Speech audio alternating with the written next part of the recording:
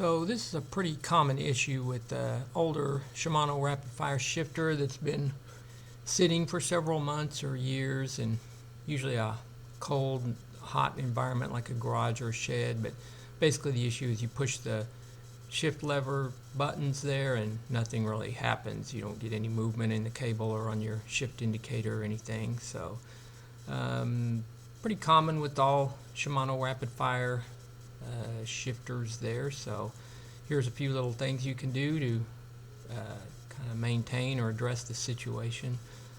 It's easiest if you rotate the shifter back. Just loosen up the little 5mm bolt that secures it to the bars and remove the little Phillips screw.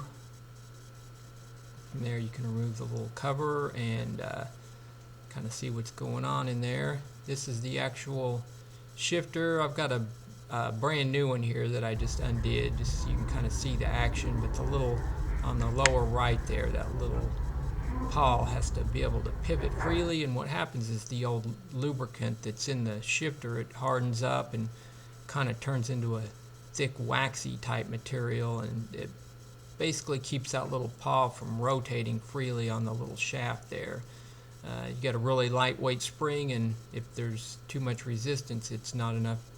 That spring doesn't have enough tension to overcome the resistance on the little paw. So basically you want to just flush it out with some good penetrating oil, WD-40, like speed degreaser, you know, it's acetone based, but I like to use the PB blaster there. It works pretty well. And then once you get it kind of, you know, soaked down with your oil there, just take a pick, and I like to use a little pick there and just try to work that little paw back and forth. Sometimes you can shoot your lube in there and try to shift it and it works right off, and other times you'll get some that are pretty problematic and you really got to work them for a little while to get them broken loose. So this one took a few minutes to get that thing worked loose. Normally when you can pull that thing back, it'll finally start to work, and once you get that definitive click, you know you're working there. So that's kind of what you want to look for. Just work it in. You want to cycle it through several times to get everything broken loose, and then once you're pretty satisfied with that, I like to just blow it out with some compressed air if you have access to compressed air and air gun. If not, just wipe everything down really well. Try to flush it out the best you can. And I like to use the Finish Line wet lube.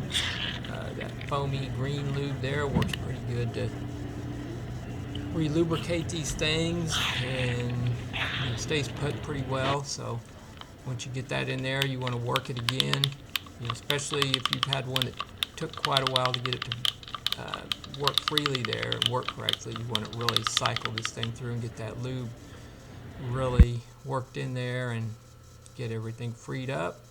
At this point, wipe all the excess lube off, put your cover back on, tighten your lever, and you're good to go. It's also a good time to replace that cable. That's another video for another time, but yeah, anyway, hopefully you found this video helpful, and thanks for watching.